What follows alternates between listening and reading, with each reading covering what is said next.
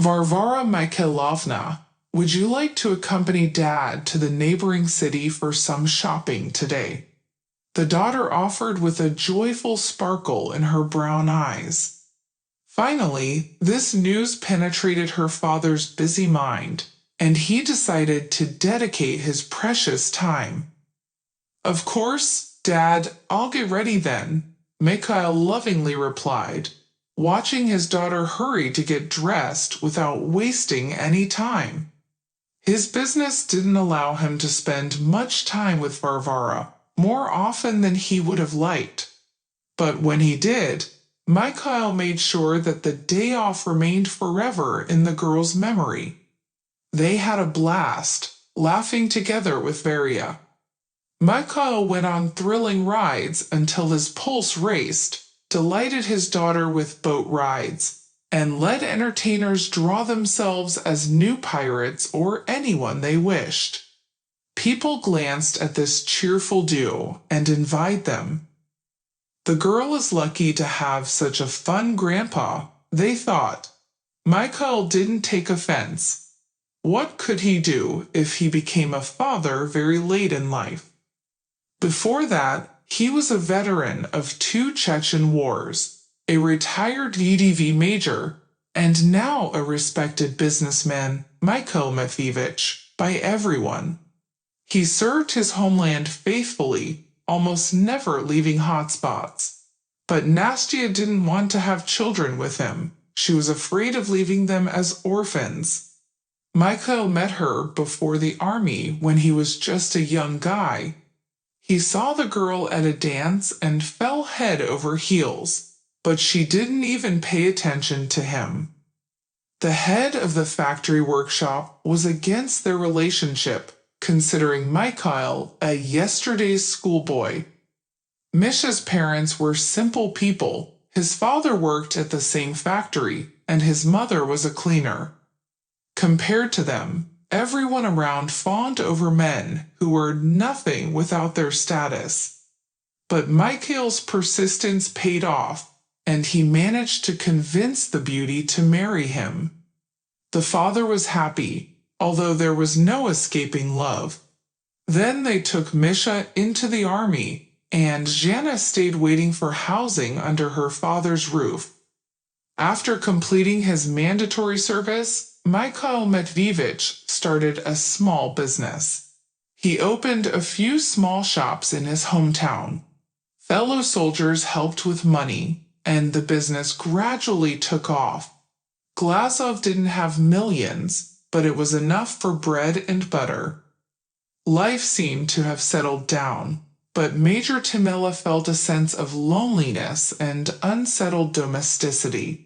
In his company, there was one kind woman named Polina. She was just as lonely and had gone through failed relationships with alcoholic men. Mikhail often looked at the attractive and calm Polina and marveled at how spoiled men were nowadays. Such a gem to exchange for alcohol. At first, Glazov didn't dare to get closer to her, only maintaining a professional relationship, and he was 15 years older than Polina. But a woman is a woman, and Mikhail felt that he had feelings for her. Polina started talking to him just like with a good friend. "Shall we go to a cafe?" Glazov was delighted, booked a table at a restaurant, and spent the whole evening wooing Polina. True, they couldn't dance. His limp got in the way. He didn't want to walk around, so he blurted out on the way out, "Marry me if you're not afraid that I'll die before you." She looked at him, handsome, fit in his military attire, not having lost his charm, and asked sarcastically, "Why, Misha, did they plan to take him to the other world before you? Or maybe I'll go before you? Shame on you." Polina ardently began to give Vera care and love, and Michael did not lag behind. It turned out that they had an abundance of these qualities. The girl grew up, developed, and was both clever and mischievous. Glazov reminisced about those years as the best in his life.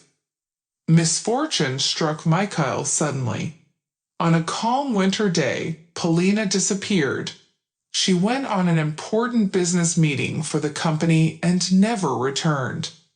After some time, investigators found her car in the river, but her body was not found. The car had skidded on the slippery road and was thrown off the bridge, presumably. Polina must have tried to escape, but the underwater current carried her so far away that there seemed to be no possibility of finding her. The fact that she was no longer in this world became a terrifying reality, not a mere suspicion.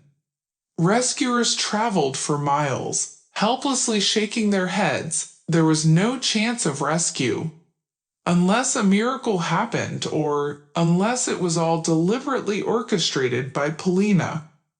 Simultaneously with his wife's disappearance, the managing director, Anton Tregubov, also went missing. Quite a character. Michael couldn't stand him, an intriguer, a cunning fellow. This charming creature with darting eyes annoyed him, and Polina, the accountant, had long been asking to fire Tregubov, but Michael didn't hurry. Anton was remarkably skilled at negotiating with banks for loans, and now he vanished, taking with him a huge sum of cash from the office. Rumors spread, and colleagues understood everything without any comments. Mikhail believed and disbelieved. He managed the funeral arrangements somehow, placed a blouse in the coffin, and then watched for a long time as the gravediggers covered it with frozen soil. Glazov heard the dull thud on the coffin lid and trembled. It felt as if his heart had been ripped out of his chest. It was so painful and frightening. Varenka cried for a whole year, calling for her mom, while Michael, exhausted, wandered through the empty house, wandered into his daughter's room, hugged her tightly, and sang lullabies. He believed, he despaired, and he silently wept. And in his mind, the thought drilled, how could this be? Polina hated Tregubov so much. Money was not an issue. He wanted to know the truth, and at the same time, he didn't want to know anything. Unnoticed, 5 years flew by. Michael grew accustomed to living alone, and Vera grew up under the supervision of the housekeeper Klavdia Stepanovna, a wise elderly woman. She grumbled and scolded at times, but she managed the household efficiently. She took care of Vera as if she were a kind grandmother. Vara was a peculiar creature. Glazov traveled for business, disappearing for weeks in other cities. The business grew and demanded attention. The accident, the tear-room, Vera missed her father. Michael decided to take her with him. There was a business trip to a neighboring city, a famous tourist center. The girl jumped with joy. They quickly packed and set off. Vera enthusiastically set up the tents and chattered endlessly. And indeed, the places were extraordinary. An ancient monastery and white churches, a cathedral, and the walls of a 1,000-year-old fortress. Everything captured Vera's attention. Glazov drove at a leisurely pace, allowing his daughter to enjoy the sweetness of the old city's beauty. And suddenly she screamed desperately, "Mom, Dad, stop! Mom is there." Michael hit the brakes. "What? Where?" "There, at the bus stop," Vera shouted. The man turned around and pulled up to the bus shelter. A nun was sitting on the bench, her hands folded meekly on her knees. "Stay in the car, Vera," he said quietly. Michael got out of the car, observed closely, and was stunned. It was Polina. He squatted down in front of the woman. "Polishka, don't you recognize me? By my little leg?" She looked at Michael with astonishment. "And you?" Perhaps you've mistaken me. I am not this Vera." Breaking her father's order, she jumped out of the car and threw herself into the nun's arms.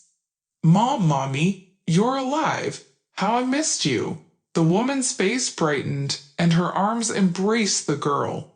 The nun smiled and cried, but they were tears of recognition, tears of joy.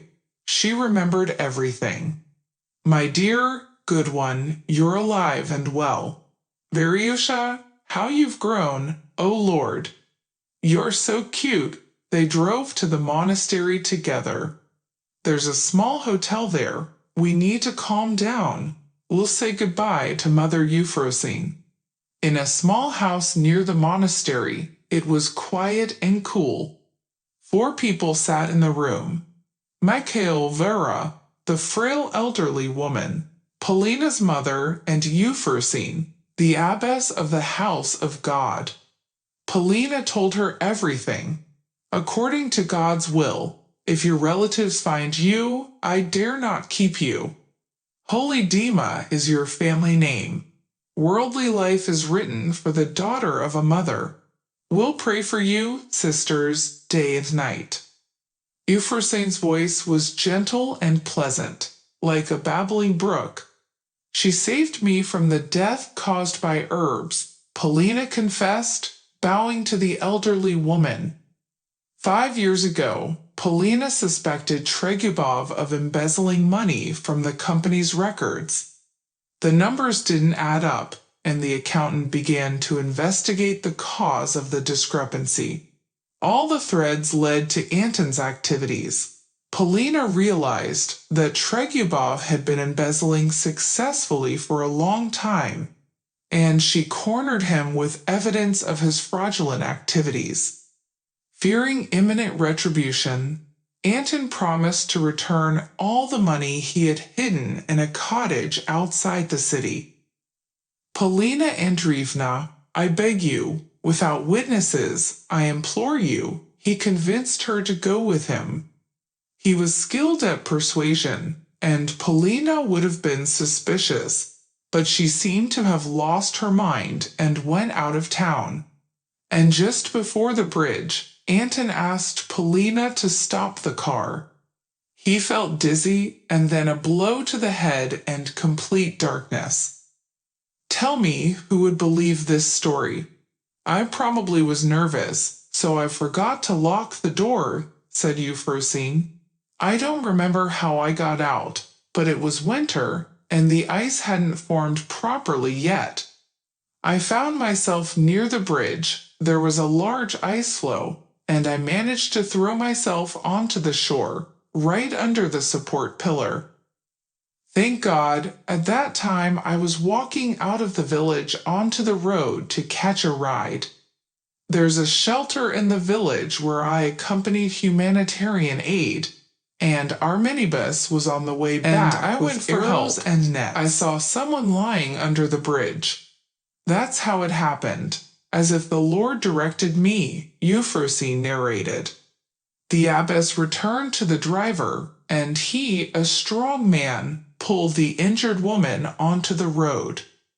They gave Polina a ride to the hospital, where doctors diagnosed her with amnesia caused by a severe blow. The monks not only visited the patient, but also brought her treats. And then Euphrosyne took her to her monastery. "That's how I lived. I was well here, but my heart ached every day," whispered Polina, with tears in her eyes, showcasing her motherly heart. The fortune-teller answered Euphrosyne's unspoken question. "I said goodbye to the abbess and the other nuns. Mother blessed the 3 of us one last time. Live well and never separate in sorrow and joy. Stay together," the old woman said, crossing Polina, Michael, and their Vara. The Glazov family returned to their hometown and felt incredibly happy. Angel, who had been with them all along, remained living with the family, becoming an integral part of their lives. Tregubov was declared wanted. and he was quickly found and arrested on a beach at one of the Black Sea resorts. Anton had accumulated a significant sum of money, which of course led him there. A remarkable young employee, honest and incorruptible, had long since taken his place. Vera entered the 5th grade, where she continued to maintain her status as an excellent student. Michael and Polina adopted 2 more children, twin brothers. Now in their big house, every day was filled with joyful chaos created by their noisy and mischievous children. They had become a big family. If you enjoyed the story, please support me with a thumbs up. And to stay updated on new and interesting stories, click the bell icon when subscribing. Wishing you all the best.